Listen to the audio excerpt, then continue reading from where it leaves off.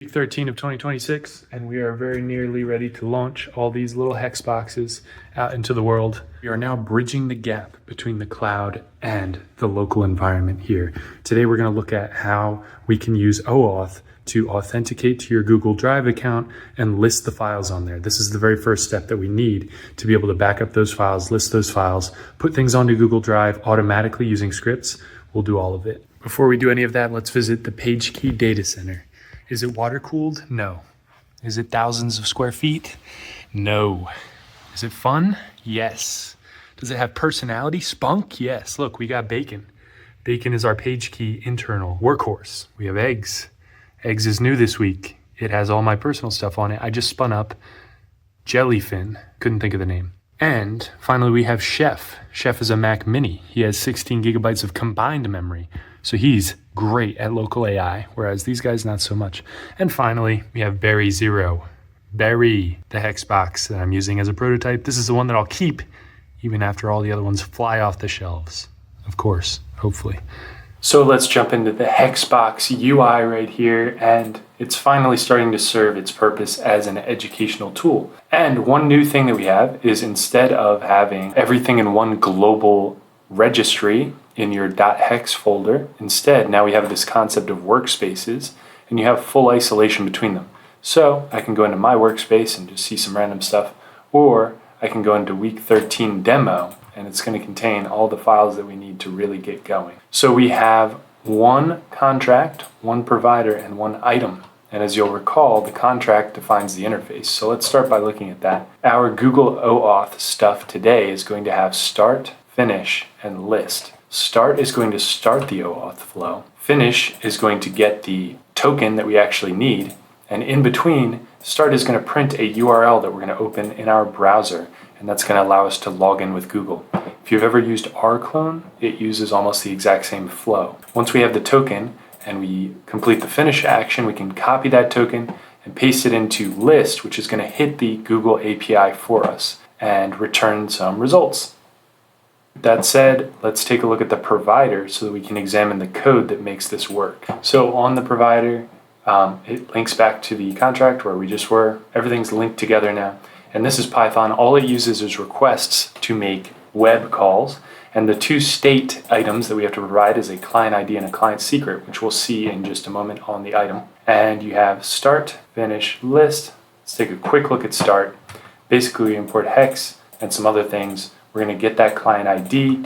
This redirect URI is a special one for Google. And it means basically instead of redirecting somewhere, just do it all in the browser and show a special page that has the code for copying and pasting. If you have a URL here, it has to be an approved URL, and then on the other side, that's where your web application can automatically handle the token. But for full transparency, we are doing that ourselves. I guess this is a bit of an error, the fact that I'm assigning that to scope. But anyway, the URL is just the read-only for Drive. And then the state, we're going to generate a random state token. Setting the output is not supported yet, but that will make this a lot smoother soon enough. And then we're just going to attach all of these parameters to the dictionary that we're going to pass, and the URL lib is going to turn it into key value pairs that go in the URL string. So it's a GET request, so we're going to have all that stuff going on.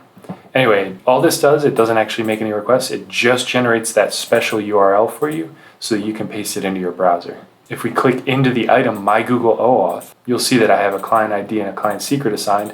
No need to blur these because I made these just for this video and I'm going to delete them right after. Once we have those, we can actually run this start method that I just showed. And if I hit run, turns out we actually did need scope to be assigned to something, but now I'm realizing that it's probably not needed if it was just set to a URL. So I'll delete that and we'll try again. And for some reason I set scope twice. A little sloppy there for sure. We'll delete that again and we'll try running it.